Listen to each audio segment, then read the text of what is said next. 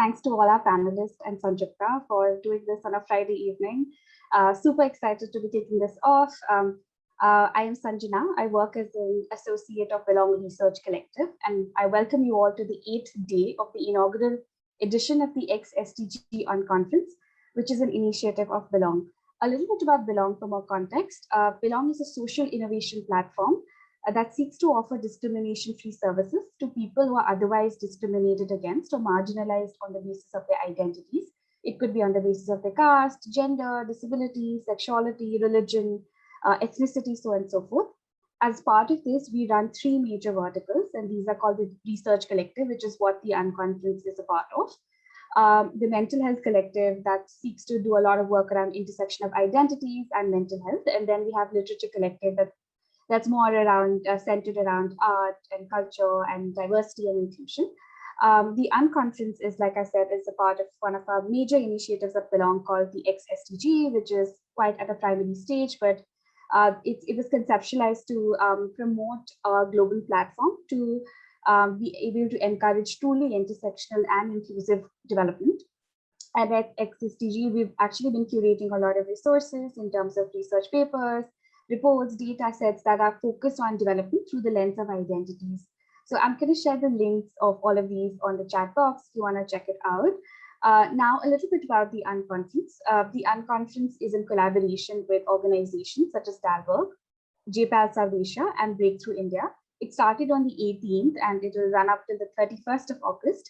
We have had about 8 to 9 panels already, and the entire festival comprises of about 20 panels around understanding how SDG programming and funding can better address the needs of people who face prejudice because of their identities. The conference has been featuring a lot of exciting interactive sessions with people like you, but also with leading thinkers, doers, funders, and academics who are focused on issues of development through the lens of intersectionality. So that's it from me, I guess. I will now hand it over to Sanjukta, who is a creative lead at Dalberg Designs and has been responsible for curating the session. And I've had the opportunity to interact with her in the past few weeks, and it's been so wonderful to see this come shape up so nicely, and I look forward to this wonderful session ahead. Yeah, thanks everyone. Over to you, Sanjukta. Thanks, Sanjana. The Belong team has been incredible and at it at curating some really amazing conversations. But before I start, perhaps I'll start sharing my screen. Can everyone see? If you can, give me a thumbs up. Great.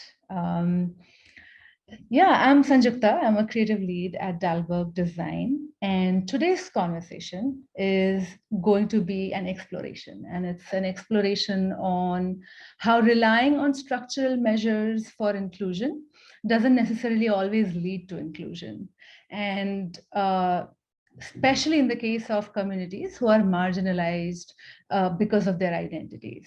And this exploration today that we are going to kind of embark on is grounded in the context of human-centered design. So before we dive in, I wanted to start with a little bit of context and history of where human-centered design and inclusion intersect. So largely in the definition realm, human-centered design is based on a philosophy that empowers an individual or team to design products, services, systems, and experiences that address the core needs of those who experience a problem. And in terms of origin, it largely originated in the West. It was focused a lot on improving lifestyles, the likes of IKEAs and Apples, developing aesthetically pleasing, functional, really life-changing products. Over a period of time, the whole idea of users or humans or communities at the center of designing products or services, programs, and policies felt really attractive in the context of the development sector. And as human-centered design started getting adapted from a largely developed, comparatively economically affluent context into the development sector in developing countries, what started happening was that designers helicoptered into communities. They started learning about community needs, aspiration, and challenges, and articulated it on behalf of the communities in the form of ecosystem maps, profiles, personas, etc. And what we did was we co-created interventions with the communities. At the underlying all of this was the assumption that the human-centeredness of design would take care of the complexities that shape people's choices and aspirations. But then the question arises, right? Like, is it inclusive enough? Is HCD inclusive enough? And I feel it's sort of not sufficient.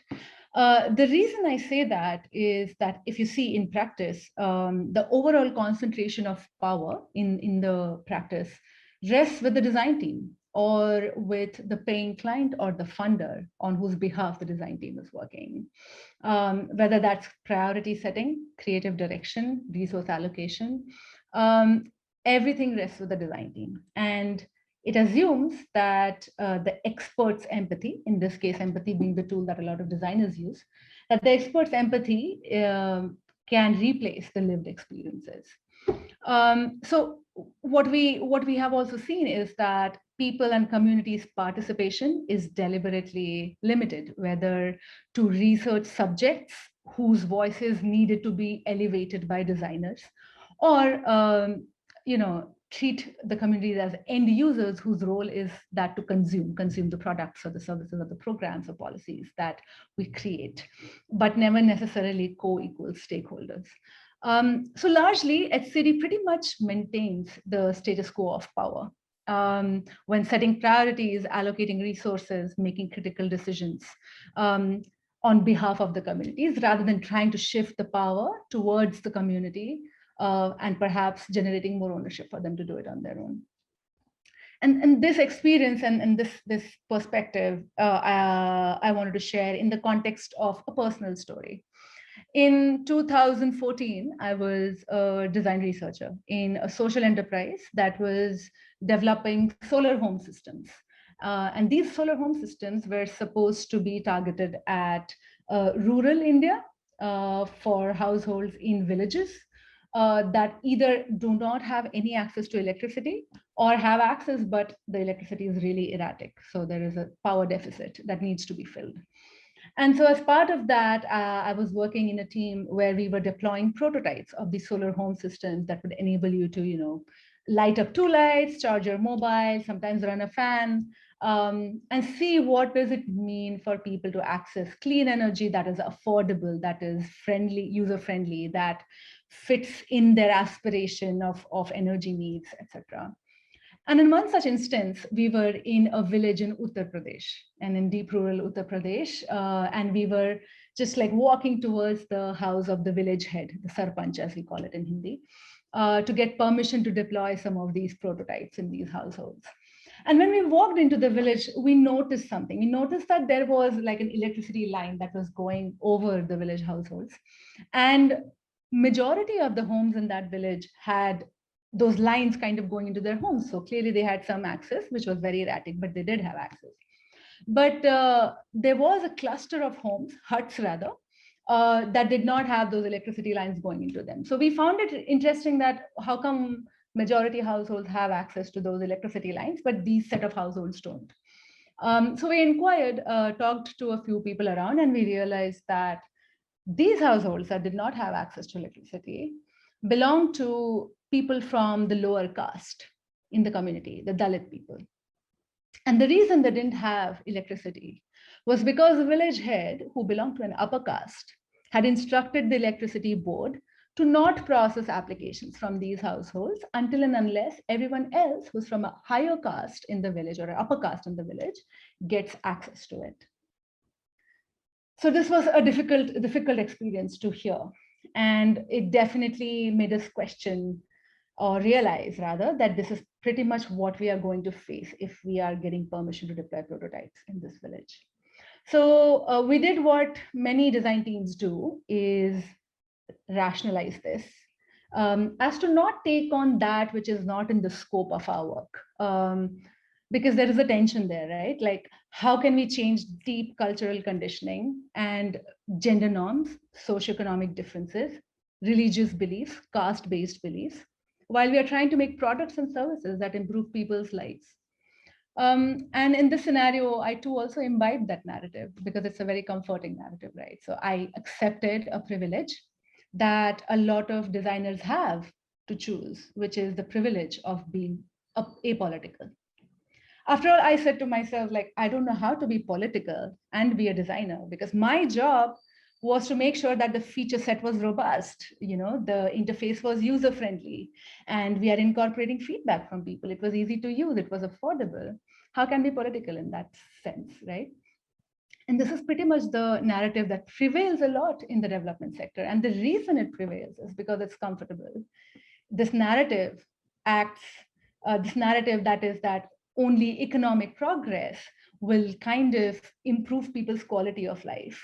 This narrative acts like a screen. It protects us from the discomfort or the disequilibrium that comes from opening up ourselves to the realities of identity and its politics. This protects us from the discomfort from acknowledging what happens if we put those solar home systems in the house of those few people who do not have access to electricity just because they are from a lower caste. And this is pretty much what we are trying to explore today, is what does it mean to actually explore the boundaries of methodologies, in this case, human-centered design today, in order to explore what it means to even design with the politics of people, places, and identity. And we have an incredible set of people today sharing directly from their practice perspective. What we are definitely not doing is solutioning, because if it was so easy to solve, we would have by now. But we hope that this is the beginning of a dialogue where we understand the intersectionality of identity and its politics with the kind of work that we do in our practice. So without taking even more time, what I want to do is invite our really amazing, incredible panelists one by one. And to start us off, we have María, who is a creative lead at Dalberg Design. And she's going to talk about equitable sampling in the digital era. And the tension that we are exploring is diversity in research sampling and how it has a tension with respecting realities that aren't addressed in sampling approaches. Over to you, María. Yeah, thank you, Sanjukta. So happy to be here. And I want to share with you a story. First of all, I'm Alejandra Sandoval, creative lead at Dalberg Design. And this story takes place in 2019, pre-pandemic world. And we were working with US-based financial service provider convener, who focus on improving financial health of customers, employers, and communities around the US, and to measure financial health. So they have created a framework to actually measure it and understand it, and they deploy an annual survey across the United States to get data and actually measure the financial health of the country. With this methodology, can we go to the previous slide? Sorry. With this methodology, they have found certain segments on or types of people that live and, should I continue?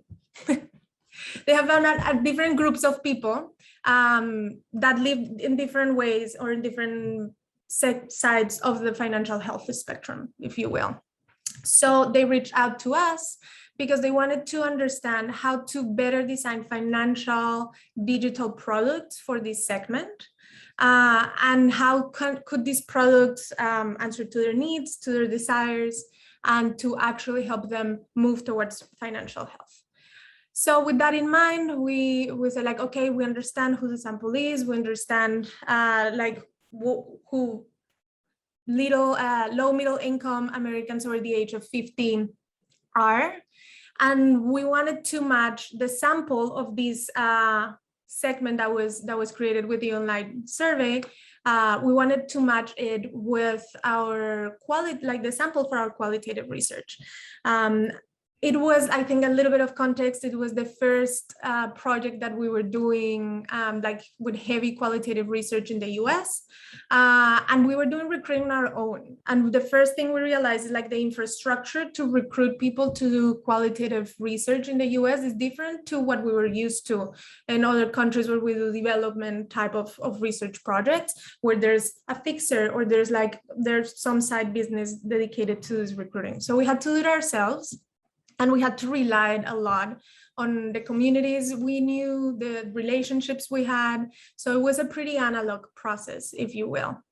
So if we go to the next slide, what this happened in this analog process is that we noticed that the sample of people that we had been able to reach was not necessarily matching the distribution in like race or gender that the digital survey had reached.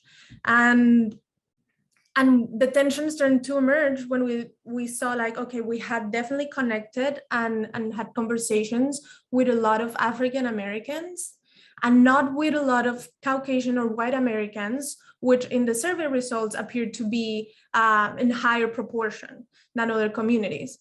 And then it was the tension of, but these community, African Americans or communities of color, are usually underrepresented or usually not included. So now we have to say that we oversample them. And probably yes, because if not, this is not a study of low middle income Americans over the age of 50, but low middle income African Americans. So we had to switch and like trying to navigate that tension and we realized, okay, we need to sample more and we probably need to do it through other channels because this analog process brought us this and this is what our communities can provide for us. So we engaged with companies that really like have their own digital software to find like to market research and to find other type of participants so that we could balance our sample, and we did. But with that emerged the tension of like, this was pre-COVID, right? So it was like, who has access to technology? Who trusts technology enough to answer a screener online, to be part of like this sample? Because we know that communities of color, and especially African Americans, have been subject to redlining and other sort of treatments that just targeted them. So could they trust, other communities could trust this type of sampling, type of communities? So it was the tension between the digital and the analog. It was the tension of like, who are we, like the quantitative and the qualitative, do they have to really match each other? How do we sample? And also how can we ensure that our samples are representative of the diversity of like the communities we work with or we want to work with, and in this case, low middle income Americans over 50. But also, how do we ensure that this sample or these sampling approaches are not limiting or invisibilizing the realities and the complexities that societies like the American society or any other society has? The end of the story, we had like a close-ish sample to what the survey was, but we did got to call out some of these tensions, some of the things that we found in our research. Yeah, it was interesting. I think we still hold that tension of like, we learned so much during that process, and so many unresolved questions that we're still trying to figure out in our US-based projects.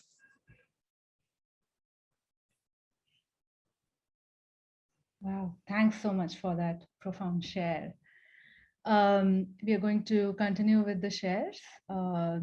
And next is Nikhita, who is the co-founder of Zenoco Lab. And she's talking about how can there be enabling ecosystem for individuals, inclusion to thrive. And the tension here is prioritizing gender inclusion and also working with gender normative ecosystems. Over to you, Nikhita. Thanks a lot, Sanjukta, and thank you, María, for sharing this story. I think I can definitely resonate with that so much. Even like working in the Indian context, it was super relatable. So thanks a lot for sharing that. So today, what we thought that I would like to share our experience of working in the domain of financial sector, and how does the gender gap that we which is pretty much established that exists in this sector, also creates a tension when we are doing research or when we are trying to deploy human-centered design and the methodologies to design products and services for marginalized communities. So all of us know that how when we are talking about creating financial inclusion, the gender gap becomes even more evident when we are talking about rural Indian contexts. When we are building products and services, it's very rarely that we see that the products are specially designed for the women of the rural sector when we are talking about the financial products. But we also know that how these women play so important role in that entire financial ecosystem of the house. It could be right from managing the finances or managing expenses, planning for future. So women play a very central role, but still we don't see a lot of products being designed, keeping them primarily in mind. So very recently, we were working with one of our clients. They are an international non-profit organization. So they typically work towards financial inclusion, and they use digital products basically to empower different marginalized communities in order to bring the inclusion in the financial sector. So I think the basic project was around, just to give you a quick idea, that this company had come up with a product which was not in the final stage, which was going to help these women from rural Indian villages to be able to manage their loans on their own. So they could reach out to company to figure out if they need more information, if they have any questions. They could even manage and look for more information about their own loan, or even apply for new loans from that particular channel. So it was a mix of like digital app plus different channels that they were working on. So the intention of the client was so nice that they wanted to develop a product which was centered towards the woman's inclusion, in order to make the woman very independent of her own finances, to the level that she can even take her own decisions and apply to a loan if needed on her own. And it was done in a group system, so that there is you have like a friend of women together to doing things as a group. So the intention was so amazing. So we thought, let's go and start doing research. But we were doing this like literally a couple of months back, so we were still in lockdown. So this was all supposed to be done remotely. So doing interactions and research with the women from rural India remotely was another challenge. But we thought, let's be a creative research teams and come up with like new tools. So we came up with something called buddy system, and we were super proud of that. So we thought, I'm not sure if any one of you have already tried it, because I think all of us are like figuring out different ways of doing research remotely. So what we thought is that along with that woman that we are going to be talking to, let's try and identify one person in our family or like a neighborhood who can help her out with those digital tools, to help her out join the video calling platform. And if there are any issues in between, that person can help out. Even that person can help out in a way to make her comfortable, because we were expecting that these women may get a little shy or uncomfortable to us talking through a video call, or might get a little baffled when we are asking them some questions. So we thought these people will help them to even like make them feel comfortable and calm down. But obviously, all these buddies were the men of the house, because they were the digitally more literate people. So we ended up talking to them as buddies more. So we thought, okay, let's see how it goes. But then we ended up realizing that these buddies, who are primarily the men of the house, were trying to give them answers. Like we could overhear them telling them the answers. In a way, it was sounding that you don't know the answer, so let me tell you so you answer correctly. So maybe the intentions was not wrong. Intention was basically let my wife answer properly, because this is some ma'am from the city is asking her questions. But that was not our intention. We also heard not so nice things that the men were talking when they were talking to the women over the call. We could hear them in one of the instances. I remember one husband saying that itna bhi nahi samajhta kya, this is such a simple question, don't even know how to answer this question. So it was not a very nice thing to hear as a researcher. So we thought, okay, this is not working, let's try out another way. So we tried out another set. Like we thought, let's talk to another women, make them buddies of these users. So these buddies could be someone who we have already done research with. So they are friends, they can help out with digital platforms, who has already undergone by one experience. We thought, okay, we iterated, we stick to the HCD methodology. So this is great. But again, it didn't work because these women, since they had undergone the research, they were in a way telling the new women what the questions were. So we started hearing repeated answers because everyone was trying to answer exactly same like what the first woman had said, because that was so-called the correct answer. So then again, it was very tough for us to figure out what is like the best way to make sure that we are listening to the woman's answers and her point of view, but also giving enough support so that she's comfortable and it's not like a completely alien situation for her. So through the process, we realized that there are these ecosystem and influencers that these people have in their life that creates such a great important impact. So even like how these husbands and other influencers in their life dominate so much that what they should use and what they should not use, how should they talk, how should they not talk. So if we go to the next slide. So basically what we observed the tension was that the intention was very pure. We want to create inclusive products and services for these women. But how do we make sure that these ecosystem or the families and other social dynamics that they play very heavy role on the women? So even if we want to make her independent, but she's not independent of the ecosystem. So what is that gap that we bridge? So when Sanjukta, you were talking, I could completely relate that where is the point that as a researcher, we say that, okay, this is out of my so-called scope. Now we are going into very uncomfortable space because it's not only about how do we conduct the process or how do we conduct the research. The ecosystem doesn't only affect the method of conducting the interview, for example, but it also affects the entire product cycle, right? From the willingness of using the app or the ability to use the app. App, just as an example I'm giving you, it could be the product or service, anything, or even the adoption of that. So does all of this happen in that woman's life on her own? Like, is she independent of taking decision of that? Or there are like other bigger factors which are playing heavy roles with that? So how do we build inclusion for the ecosystem in order to build ecosystem inclusion for the individual? But we also want to take the individual in a way that is independent and is able to think and do things on her own the way she wants, and not just succumb to what the entire dynamics is playing socially. So this is what I think the dilemma that we were in, and it's very crucial and very important to discuss. So yeah, would love to know everyone's thoughts on that.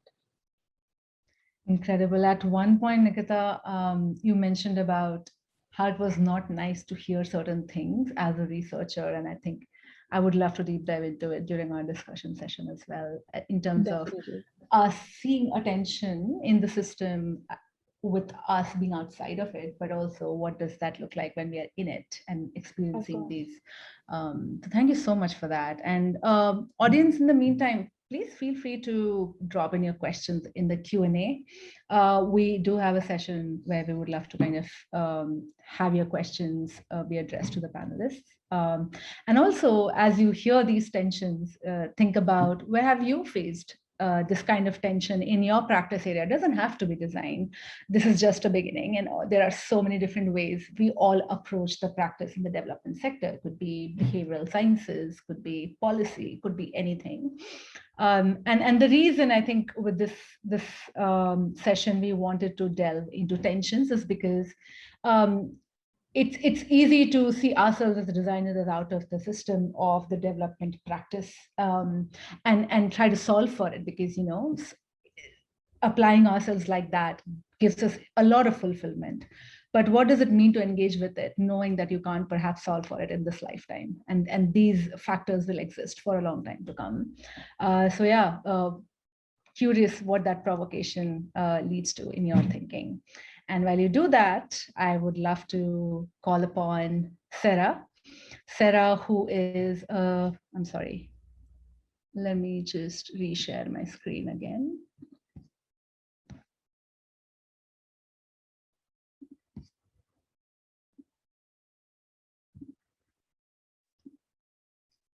All right. Sarah is the lead of family planning and reproductive health at Vihara Innovation Network.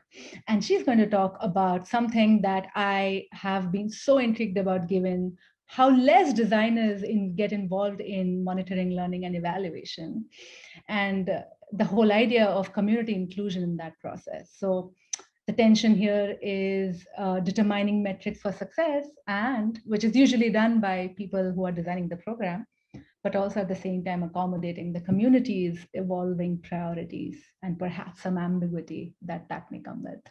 So over to you, Sarah. Thank you so much, Sanjukta. Very good evening to everyone. So today I'll be delving into some of the tensions, or rather questions, that I've personally been grappling with as an HCD practitioner and an evangelist for a few years now. And I hope to leave you with some important points to reflect on around what true inclusion of beneficiaries, that is our community members, really looks like while measuring HCD-led programs. So to just give you a bit of a context, early this year, we were commissioned to conduct a landscape analysis around the challenge of evaluation and evidence in the application of human-centered design, or HCD, in adolescent sexual and reproductive health, or ASRH programs, part of which I've been co-leading the literature review and landscaping synthesis to essentially surface the learning needs and gaps related to measurement and evaluation in HCD ASRH space. So as part of this study, we've also been conducting several expert interviews with a panel working within this field. And something that really resonated with me was, while speaking to one of the experts, was their conversation with a field staff of a family planning program, who was just sharing how girls, even having a conversation around contraception was such a win for them. And though the program partners knew that achieving the larger goal or outcome of contraception uptake would, of course, take some time, because behavior change doesn't necessarily happen overnight, right? But to track that journey and to be able to recognize it was in itself a big step and crucial in this process.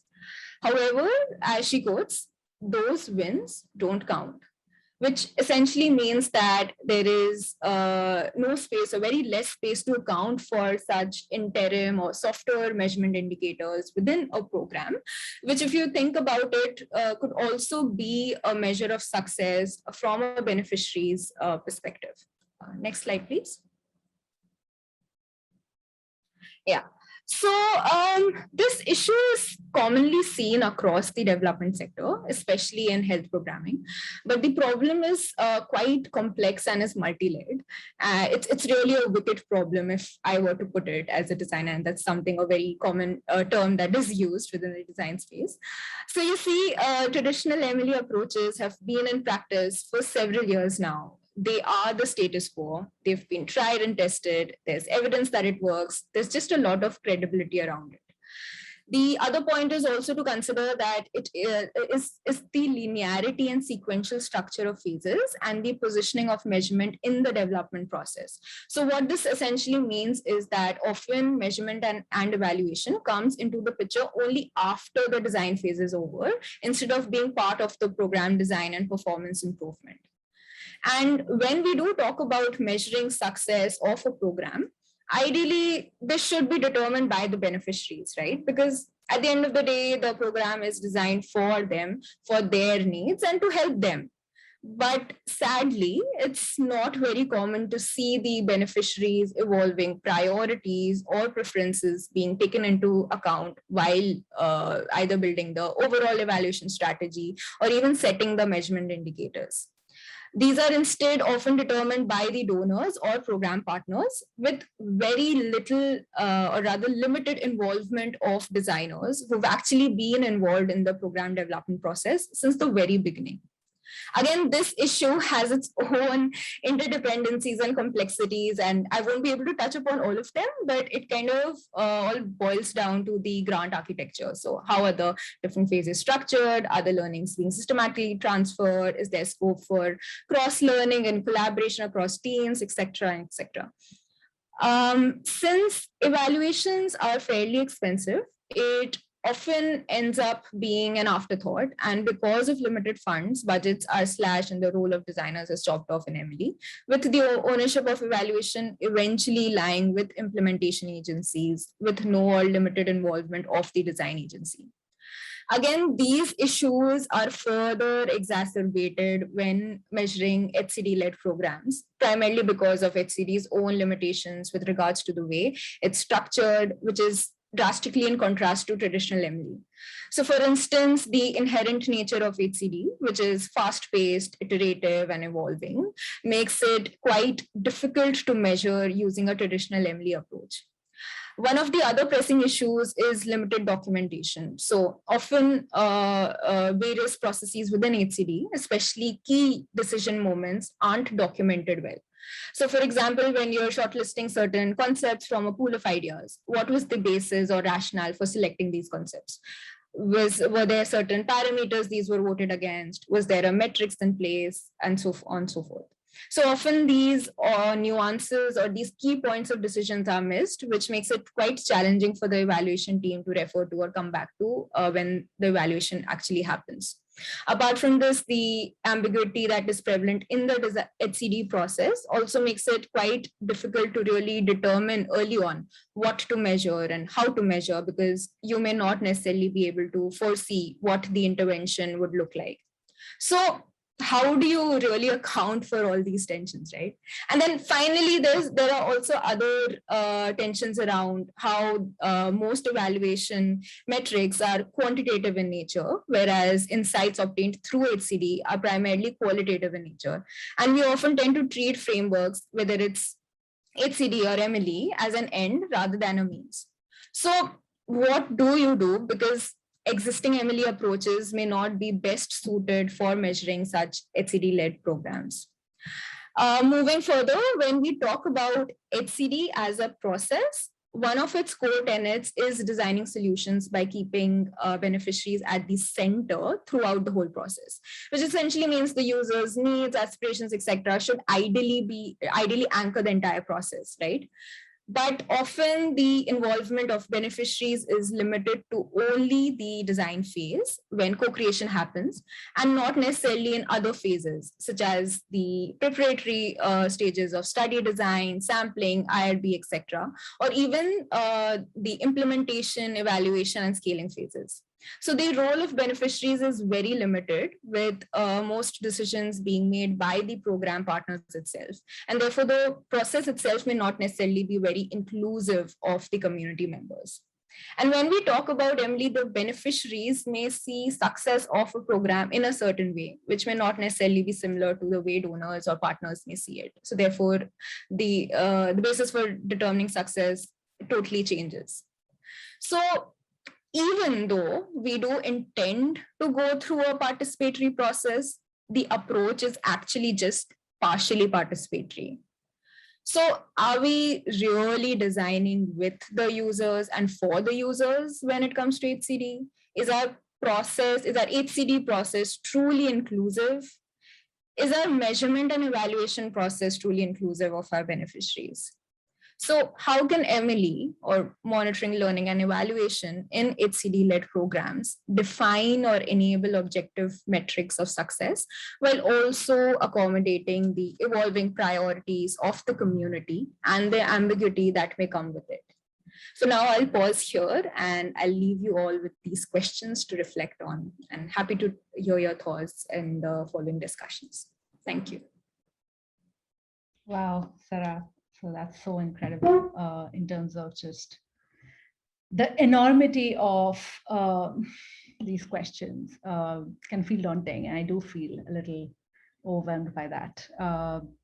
But I guess we need to sit with it. That's the whole point. So thank you for that share.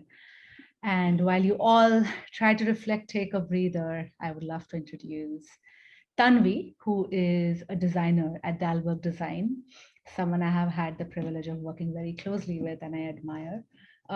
And she's going to talk about working with cultural biases in participatory design. Interesting that Sarah ended on that note of how partially participative we are. And the tension that we are going to engage with is enabling communities to lead and recognizing a new set of biases that participatory design needs to account for. So over to you, Tanvi. Thanks so much, Sanjukta. And Sarah, completely, your share earlier was just so thought-provoking, and excited to follow that up with some of our own experiences in participatory design. So the project I want to share is something we worked on last year with a client who was a global development organization.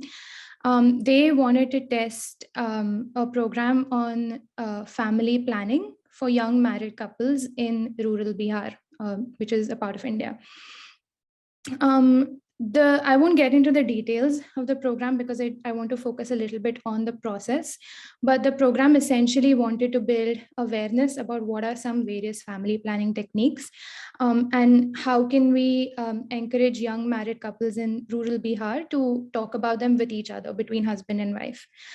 We had initially planned to test this program on the field, but due to COVID, couldn't travel.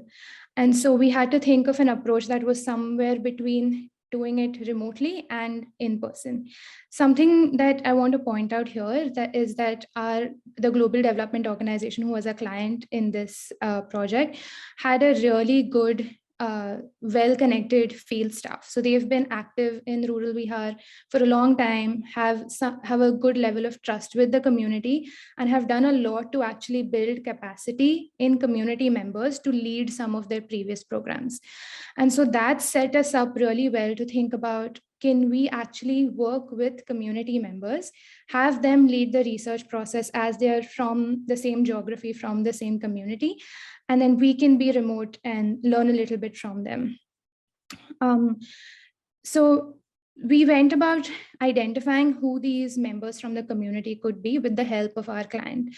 And we actually identified 2 older couples in the geography who had been a part of a previous program from the client side and had basic knowledge about family planning techniques. And we had a lot of learnings from having community members lead this research process. And I just want to voice over a quote that we heard from a young couple in rural Bihar about their experience in having an older couple talk to them about family planning. So the young couple says that, we really liked speaking to you. We've never been visited by a couple like this. I appreciate that we could talk to both husband and wife together. And that was, I think, a key learning for us as we were going through this research process. If we go to the next slide, there were, just to talk a little bit more about how valuable it was to have this older couple from the geography lead the research process.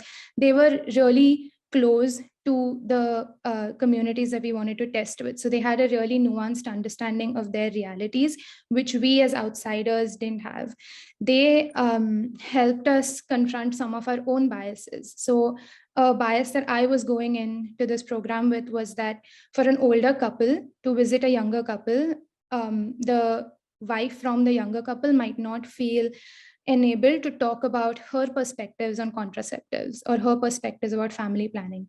We were actually really surprised to hear that this couple-based counseling was actually freeing for younger couples, because they felt like, here is another husband and wife, slightly older from us, and there was some amount of respect on their presence, and also freedom that I can have this conversation with my husband in being present. Because previously these conversations were either had in just purely female or male-centered groups, and that was a big learning for us.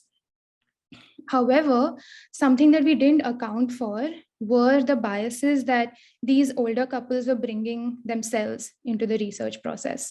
One such bias was, and this is a quote from the elder couple who was conducting the research, that this family planning related program will be a problem with Muslim couples because they think that limiting children is a crime. We didn't really know how to engage with this. We experienced some hesitancy from the older couple in reaching out to Muslim couples and conducting this research because their understanding was that it was not going to be a success. We doubled down on some of our recruitment to speak to young Muslim couples.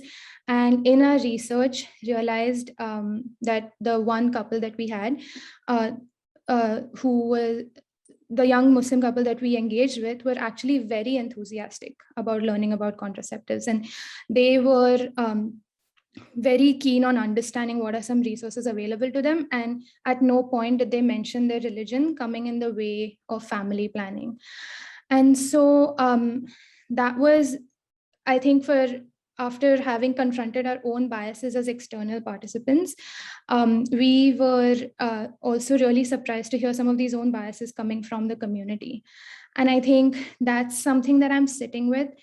I have personally felt conflicted about how, as an external person, how do I point out a bias that a community member has? What kind of power am I holding in being like, I think that you have a bias in your community, and am I even in the right position to be calling that out? And so it's important to think about how in the design space, I see participatory design often being used as this magical fix-it-all term for inclusive design, but also I think it calls for a little bit of awareness of how there is biases existing in the community itself, and how can we address that as a collective. And so just sitting with that question a little bit about how can our research processes enable community members to lead it while addressing some of the biases that we have as a collective. Over to you, Sanjukta. Thanks for that share, Tanvi. I think your personal perspective of that tension is incredibly powerful when it comes to living with that work, given that we all care, and I have the privilege of knowing that I know you care. So thanks for letting us in into that, and would love to see how that connects with something that also María said about what does it mean to oversample a population that is usually underrepresented, and wait, what? I need to sit with this. So thank you for that. And audience, again, feel free to drop in your questions. We will get to that discussion. And while we think about that, inviting the incredible Aruna Raman, who is a mental health educator, facilitator, and expert by experience. And she will share about reinforcing intergenerational trauma in finding lived experiences. And the tension there is, how do we hold space for mental health and trauma, and also meet the needs of development programs? Like Sarah said, that there are these milestones and processes that are forcing us to do and move forward quite quickly. But over to you, Aruna. Thank you to my incredible co-panelists. You've set me up with a tough act to follow. Can everyone hear me okay? Okay, great. So a lot of the stories really resonated with me, and I found myself nodding. I'm going to focus a little bit on the realm of being rather than doing, because that's going to be the crux of my tension. Two items of preface before I start.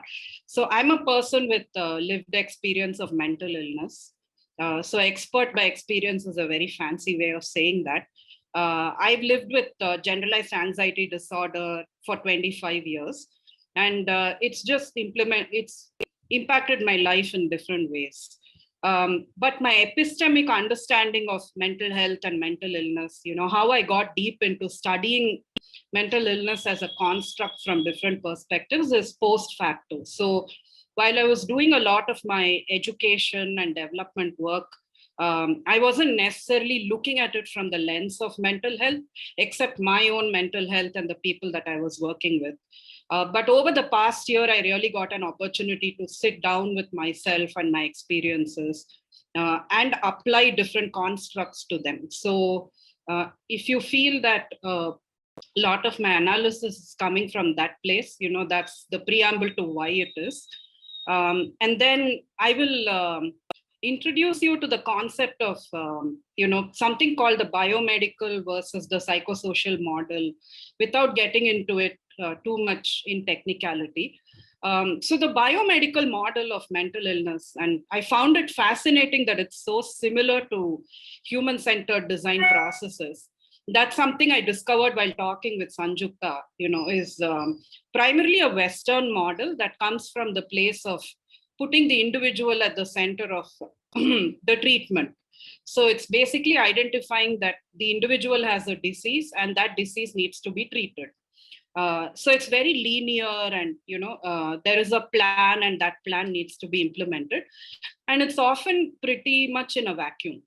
But contrasting to that, is the psychosocial model, and increasingly the two are being combined to create a biopsychosocial model.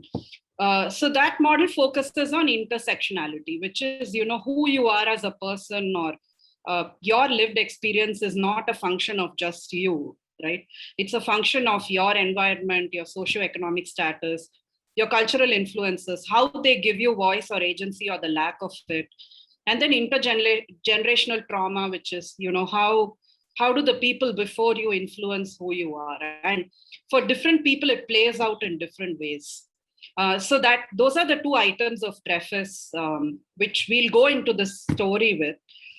So the story I start with is, I'm an educator that works a lot with cross-cultural contexts.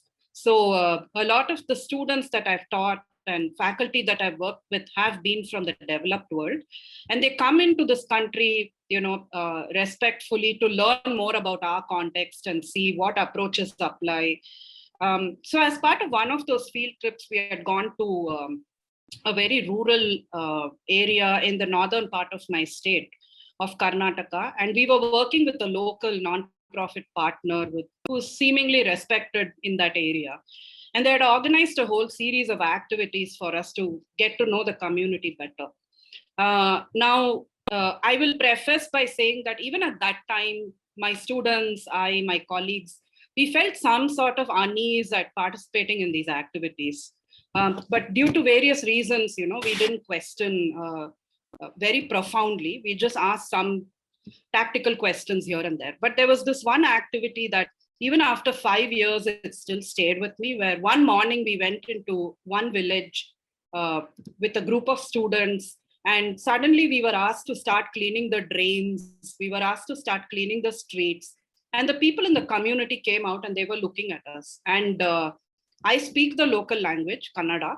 And the lead facilitator from our nonprofit partner looked at the community members and said, why can't you keep your streets clean? Why can't you keep your environment clean? Look at these kids. They've come from somewhere else and they need to do your cleaning for you. You can learn something from them, right? So in their mind, this was clearly like an enlightenment or designed to be that way for the community. But I remember, even viscerally feeling terrible about it at that time. And I'll tell you why I couldn't do much about it. If we go on to the next slide. Yeah, we can move on to the next slide. So, this header here, it says reinforcing intergenerational trauma and lived experiences. One thing I would like to do is put a question mark next to it, just conceptually, which is, when now I reflect on the state of the community members when someone is intervening and firstly trespassing into their milieu, doing an activity that they didn't ask for, and exploiting it for one's own learning experience.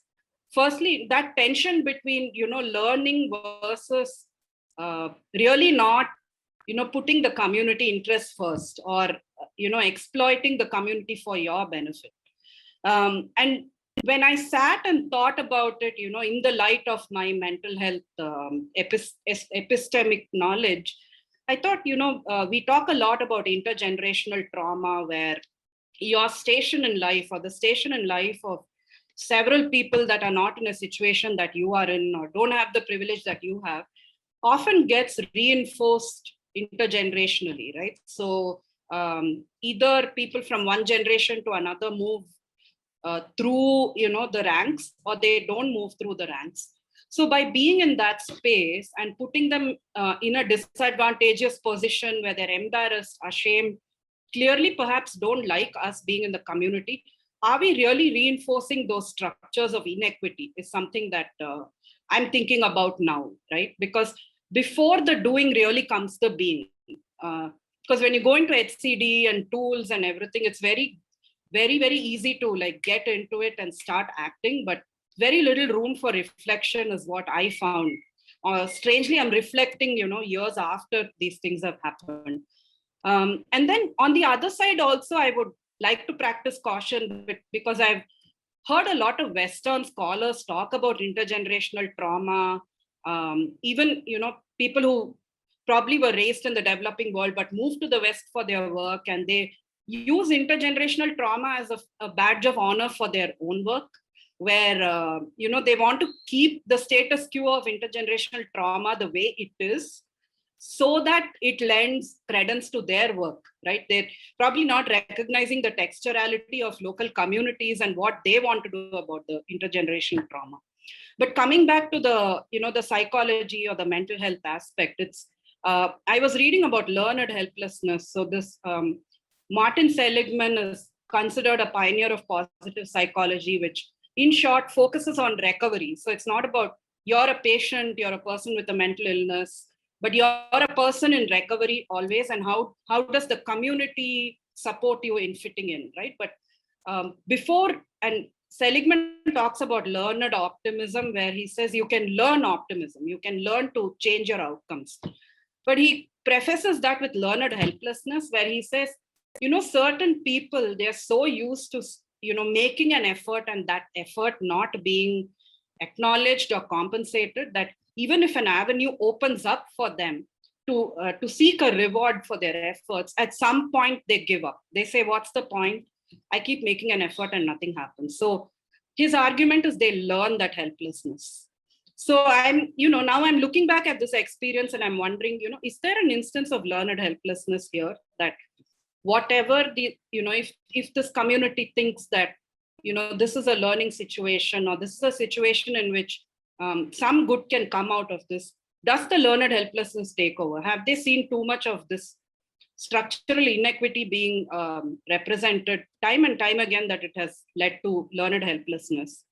And as I said, overarching, all of that is really, when we look at tools like human-centered design, the language of HCD, like theory of change, empathy map, it's like you're doing things, right? You're mapping, you're creating a theory, but are you really stepping back and like being in that moment and really feeling what it is to be in a situation where, as you all talked about, being a designer and facing a dilemma or a tension, but does one spend enough time really focusing on the dilemma? And, as a practitioner and a person with a mental illness, just to close with this, is the overarching themes that have come up for me is, when I've been in situations like this, it has been guilt, a lot of guilt, which is, am I doing right by these communities? As someone who can do right by them. At the same time, I'm an educator and a business owner in a client contract. So I have to meet certain outcomes. Am I meeting them? And these tensions are tensions because they don't intersect, right? So what do you do? And then similarly, when certain situations exacerbate, how do you really navigate between respecting the community needs and safeguarding yourself, the people you're with, and the milieu itself, right? And also, these questions really generate a lot of anxiety. I remember being in a constant state of anxiety while navigating these tensions, right? And in a nod to mental health and mental illness, because you're spending time with people of a different culture, their notion of healthcare, privacy, consent is very different. So when you're helping someone from a different culture with their mental health needs, how do you navigate that? Like, do you help them? Do you call on their support system? At the same time, you're not supposed to infringe on their privacy. So add on top of, being in the midst of communities, you're also supposed to play this other role, right? So for me, it's almost like a dichotomy. The tension is the dichotomy, which is these experiences, my work built me up, but it also kind of pulled me down because I kept wondering, who am I? What do I stand for? Am I being fair? Am I doing right by everyone? So I guess that leads to the question, as a practitioner or as practitioners, how do we acknowledge these systemic factors? Because there's no way we can fix them. We shouldn't even try. But then you also have the very practical construct of meeting needs, right? For your clients, for the people you employ, for your stakeholders. So how do you balance these two? And I'll leave you with that. And I'm sure we'll have a very spirited Q&A with so much to think about. Thank you. Thank you, Aruna. That indeed leaves us with a lot, which I think we should definitely deep dive into. That was a marathon of shares. So I want to give our panelists and all the participants a moment to breathe, because I also would like to see everyone on the screen rather than on a screen share. Attendees, please share your questions, but perhaps I'm going to be opportunistic in asking some questions that I have. And these stem from some of the things that you already started sharing in terms of how you see yourself in this tension, which doesn't necessarily result as the same tension when you kind of try to diagnose what the tension is in the system of the work that you're doing. So I'm going back to Maria's share first, and my question is for you, Maria, and then I would love to hear from Tanvi and Nikhita also, who touched upon this personal conflict on how, like, when we kind of go back to your tension that you talked about in the context of work, does it change when you see yourself in it as a practitioner, as someone who feels responsible when you are going to these communities as a practitioner? And what does that change look like? Like, what does that tension manifest as when you kind of just put yourself as one of the ends of that tension? Just curious to hear.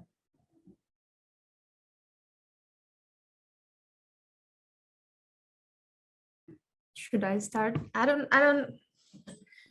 Yeah. Is there change? I don't know. And I think this relates a little bit with one of the questions in the chat, that is like our projects, our design practice, and us as practitioners, we don't exist in a vacuum, right? All of these tensions and all of these layers of questions and tensions exist in the same space.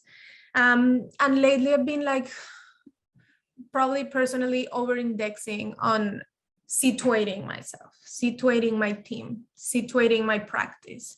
What does it mean? Do I have to solve for all of these? Probably that would be pretentious to consider and to think that a single design process or a single approach to a project, like an approach change to a project would fix any of these tensions. But I think it does give another, I don't know, we need to still situate ourselves. What is the role that we're playing? What are the dynamics that are gonna affect the project, even if I like it or not, even if I feel it's out of scope or not, even if it's gonna make us or different layers of stakeholders involved in the project a little bit uncomfortable.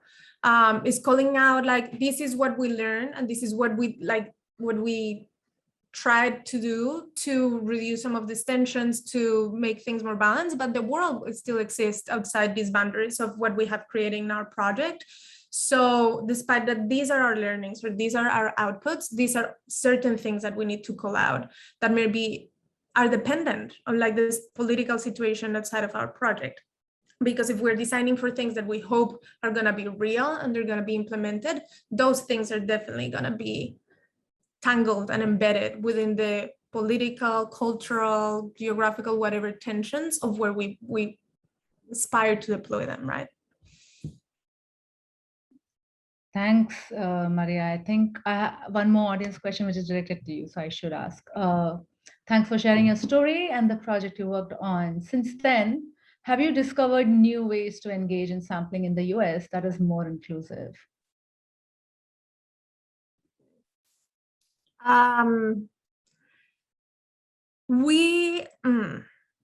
It's always okay. We have created different things. One, the way in which we create our screeners are not only, we're not only prioritizing the things that our clients want to see, but also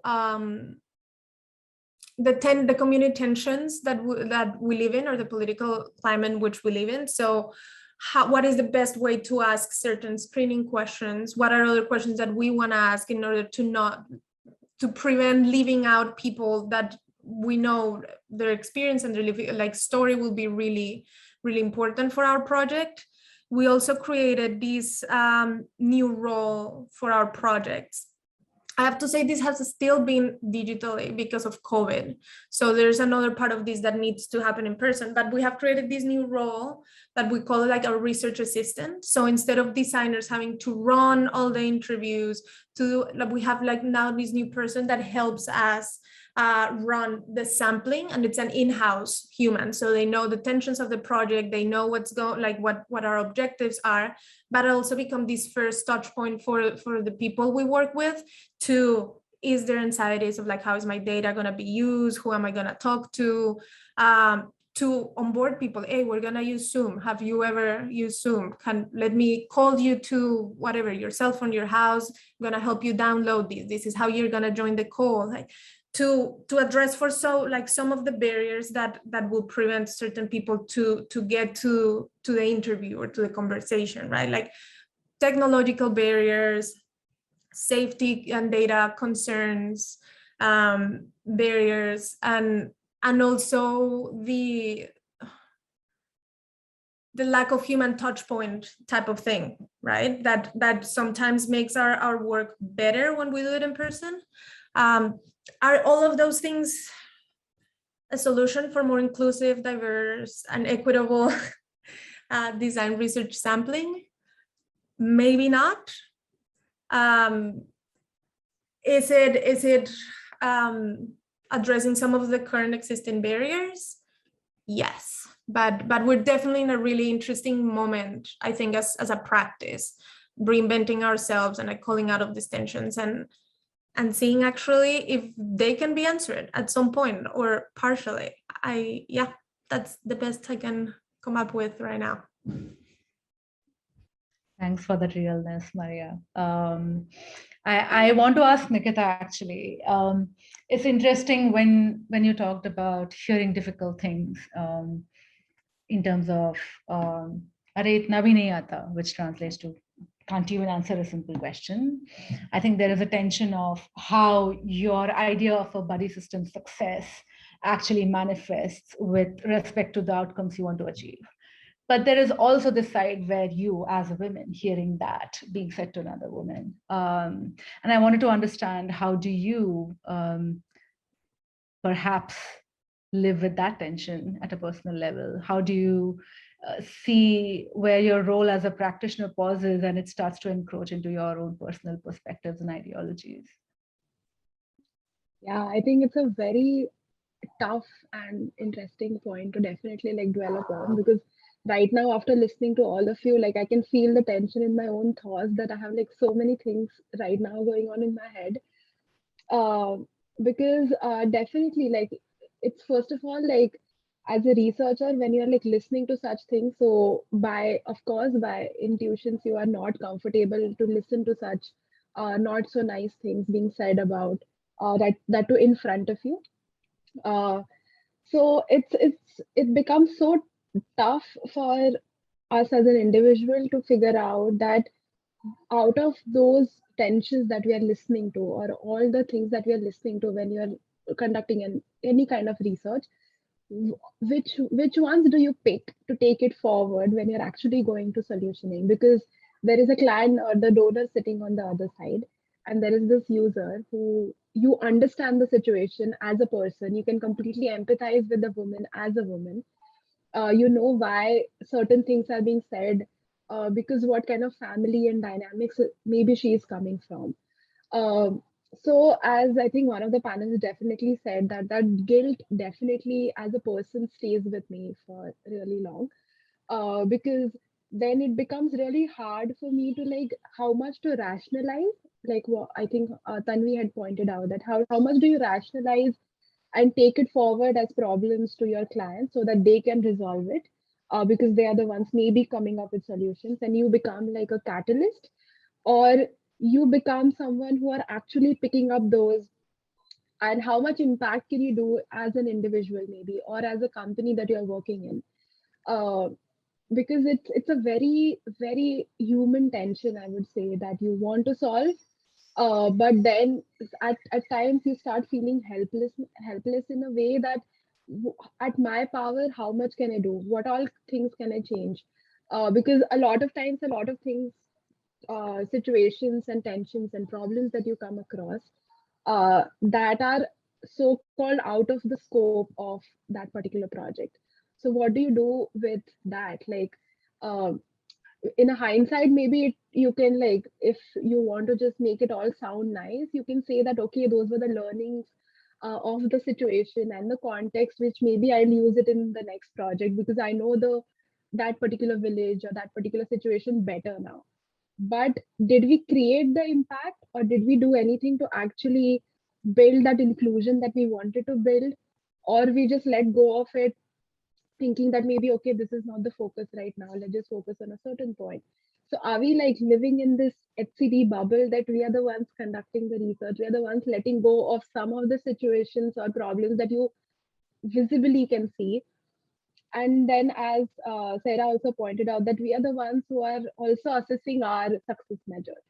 So is it like this, we have created like system and methods, and are we like inside that, then how are we like genuinely creating impact, or we're just are these like independent individuals sitting with these smaller bits of guilt with us, saying that, okay, I saw a problem, but I couldn't do anything about it. But yeah, I don't know if I directly answered the question, because I don't think I have a very direct answer, but I have a lot of questions and a lot of things to introspect on as well. So I'm extremely glad that we are discussing such things right now. No, thanks, Nikhita. I think the thing when you talked about are we these individual people sitting with the guilt made me wonder if just because something feels so incredibly intricately complex to solve, do we then shy away from that work because as designers, it doesn't feel as fulfilling to not apply ourselves and solve something? Not just designers, any practitioner for that matter. Yeah, and fully agree there isn't supposed to be an answer for this, which is why we are here. My other question is, I think first I want to hear from Sarah, and I think I have the same question for Aruna, because Aruna talked about how sometimes the whole idea of intergenerational trauma is used as a badge of honor or in a way to validate one's work. But I want to start with Sarah, because you talk about monitoring, learning, and evaluation in HCD-led programs. I mean, why does the tension even exist? Because if it's about greater inclusion, the simple thing to do is just have more community involvement in this, determining the indicators that we need to, do it. It's attractive. It's attractive to funders, etc. That's what it sounds like to me. So just curious to hear your perspective on why does it even exist? I mean, the problem is multi-layered, as I already touched upon. I mean, few of the nuances, few of the factors I touched upon in my talk. But I think one of the most prominent things prominent factors for this is what we are trying to do is we are trying to merge two really fundamentally different approaches HCD versus MLE. Like HCD, as I mentioned, is it's very iterative, evolving, fast-paced, and whereas traditional MLE is quite linear and quite rigid and structured that way. So we are trying to merge two really fundamentally different disciplines together, and then even within that there are multiple factors. In addition to the things that I did touch upon, I think one of the things is also something to also consider is that within these two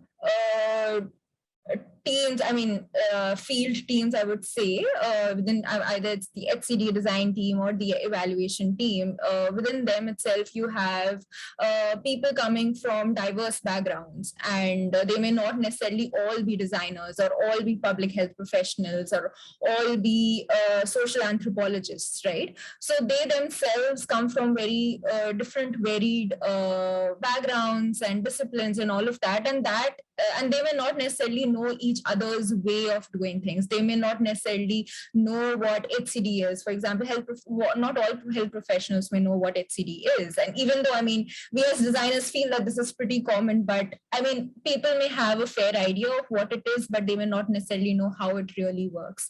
So, there are these internal factors or dynamics that also are at play, and that sort of also creates a methodologic knowledge gap, and also a lack of even like varied expectations across different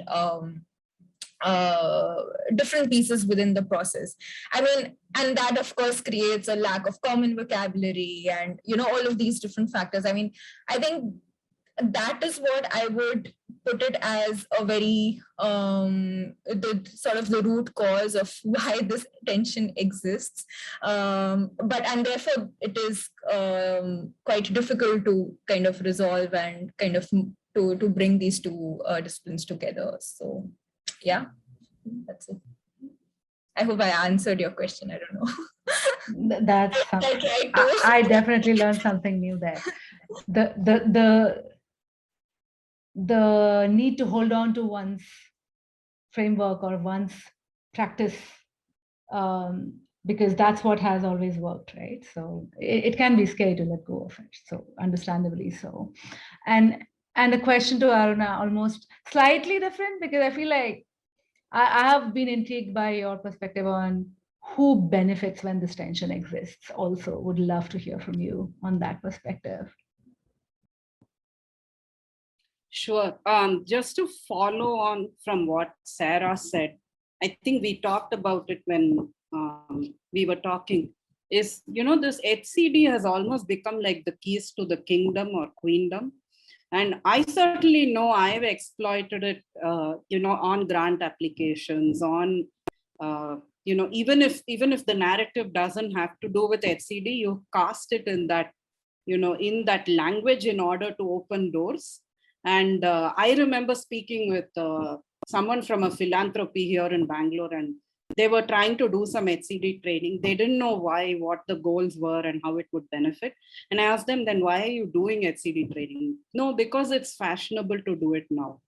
So it's like latching on to something because, that is the overarching language that has been imposed by donors or practitioners sitting in a part of the world that's very different from yours. That's pretty interesting.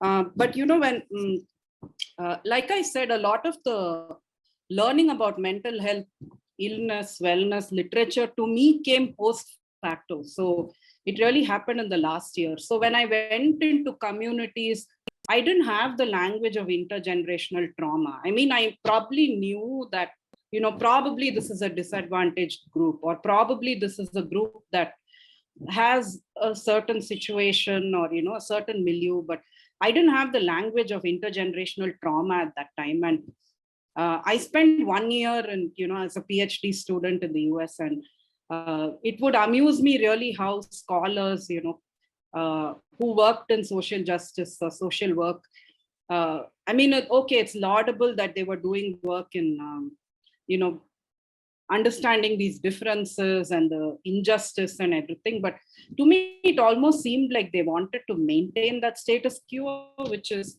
you're a global North scholar who's imposing this framework of injustice on me. And there is this one specific book, and it's Dr. Anuptaranath. She's a scholar at University of Washington.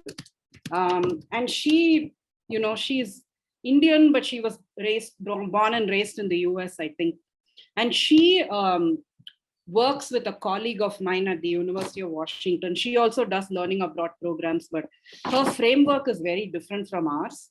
And oftentimes, Bangalore is like the stomping ground for study abroad programs, I think. When in its heydays, there were several groups let loose in the city, in the summer. So we would intersect with each other. So Anu Taranath wrote this book, I forget the name, where she talks a lot about holding space in these awkward situations, right? And when I first read that book, I was really annoyed because I said, but that holding space is in your benefit as a scholar, right? Because what if the communities don't want to hold space, but they want to act, right? Or maybe that's not the holding space that's important to them. But now I'm in more of a middle ground. I still don't agree with a lot of what she says. Her book has received raving reviews, by the way. I wrote like a scathing critique of it in one of my classes. But it's really about, it is important to hold space. I am kind of stepping back from my earlier stance of, act, influenced by HCD, but whose right is it to hold the space? And from a very privileged position, for me to hold space, sit with uncomfortable emotions, might mean very different from, a farmer in rural Devdurg where we were. For them, what is holding space, right? For them, it's really probably saying, we've not received rains this year. What do we do? It might be that. And I have absolutely no tools to understand that. So, again, I'm glad we're talking about tensions and not trying to resolve anything, because it's really who speaks the dominant language. I think it's the undergirding thread that's going through all of our narratives. And I hope that answered the question in some way. Indeed it did. Thank you for that, Aruna. One audience question, I believe, I would love to direct to Tanvi, is, as designers, what is our role in addressing biases within the community? Is it our job to do that in the first place, especially since we are coming from a place of privilege? Curious to hear your perspective, since you talked about the biases that you recognized that were not from your end, but you recognized was perhaps affecting how you reach people. Yeah, I'm going to answer that back with another question. That's exactly what I'm not sure of. I think that was a constant struggle in our project, recognizing that we are in no place to go into a community, notice a bias, and then be like, hey, I see that. In my own personal practice, I have felt comfortable doing that within my own teams. So recognizing that as external practitioners, we are going to go in with a bias, and calling each other out in our own teams is something I feel comfortable doing and also being called out. But when it comes to participatory research, I recognize that the backlash for those community members is much higher than it is for us. The risks are much higher, and it's not our place to be doing that or expect them to do that. What I can share from this project was, when we recognized that some of this bias against a particular religion was coming up, our approach to it was just, hey, let's try it out. Let's speak to a Muslim couple and see where it takes us. From our experience, without pointing fingers, we realized, I hope collectively, that there is something happening here that's different from what we had assumed. But we still didn't feel like it was our place to conclude that and share that as a lesson that the community should learn, because I don't think that's our place. Thanks, Tanvi. Thanks for that honest reflection. I also want to see if some of our panelists have questions for other panelists, since I'm sure I've seen you all intently listening and nodding along with them. So just want to make a little space for that.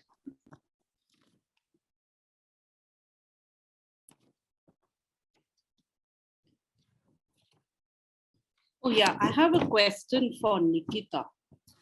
Nikhita, when you talked about overhearing the male member saying, "Aapko itna bhi nahi malum hai," and I was thinking about this one time when I went to Bangladesh and we went on a field trip with the the BRAC people.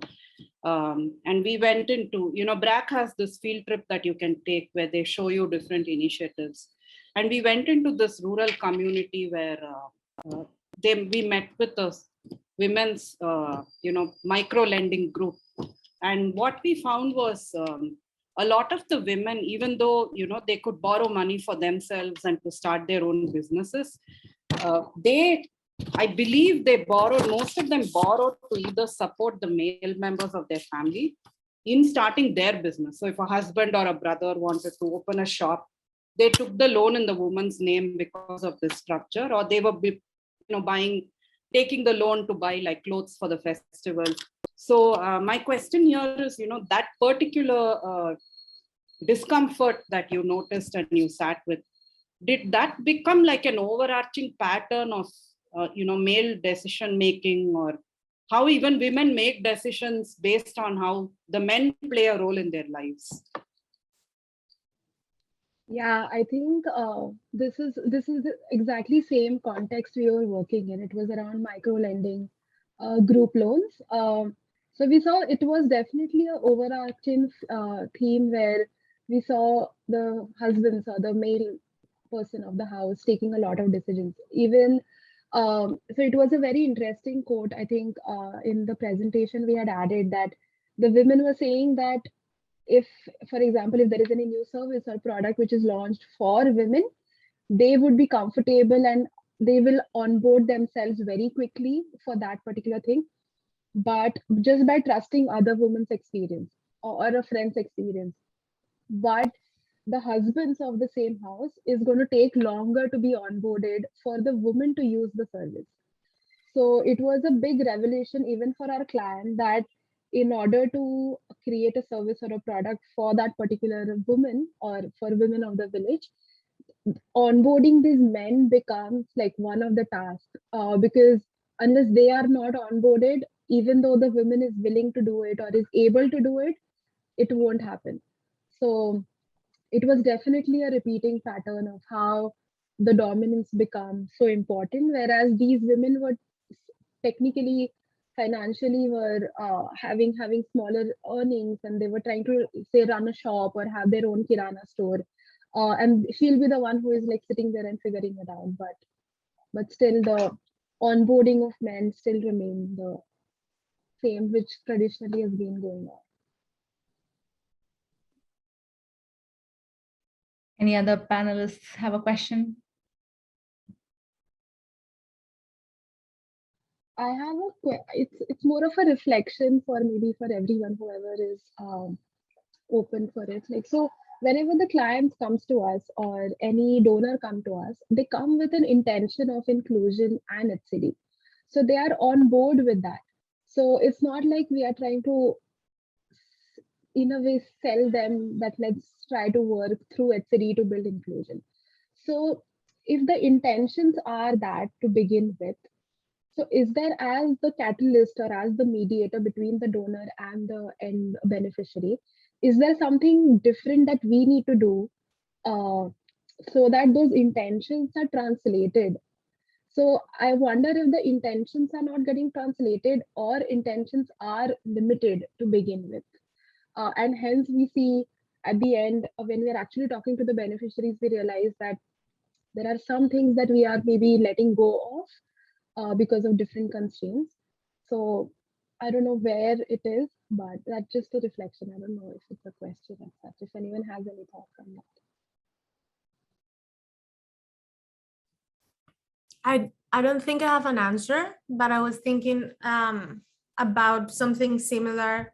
Is like donors or clients, they come with an agenda, right? An agenda that is driven by money, an agenda that is driven by goal setting, multilateral organizations. Like there's these objectives that someone up somewhere said, oh, this is what the world should go towards. This is what is needed. This is how we can improve the life of other people. And I think what we, as the person that go and do the research of like, actually, how can this improvement happen? We are the holders of a lot of tensions because there's a broken bridge between what the communities actually think will improve their lives, right? And there are a lot of myths of what people need, what they would do. Like I think it's also like, part of that is an example is like, should you give people money or not? Oh, they're gonna spend it on like the things that they don't need. But how do we really know what they need? How can we really make those calls? And we're there in the middle experiencing all these tensions, and even though there are a lot of intent to do things more human centric, when when there are stories, when there are needs, when there are challenges, desires, whatever, that go against the agenda that has been set, it's really hard. Who do we listen to? Do we listen to the experts, as we have listened to them for I don't know how many decades? Do we listen to lived experience? Does people in the communities that are going to be directly impacted by whatever we put out, are they going to be the decision makers? Is the designer that is holding the tension? Is the agenda setting the ones that who makes the call? So yeah, it's not an answer, but it's a reflection that I had, and like what happened when we just like shift the powerhouse of experts, which expertise actually counts more? Why do we only count success in numbers? Yes, because money is the one that's driving this, and we need to be accountable of money. But what would it look like, for example, as Sarah was saying, if community also come up with their own indicators of what change or transformation is? Or like, yeah. So we live in the middle of that. Thanks, Maria, for that. And I recognize that we are out of time, and I just feel like we were just beginning with the questions, which to me just points to the fact that I think I'm personally leaving this session right now more as a pause rather than a full stop, with the hopes of continuing exploring these questions. I had this one question that I really wanted to ask everyone, that what will it really need us to just move closer to inclusion, if not be most inclusive that is possible?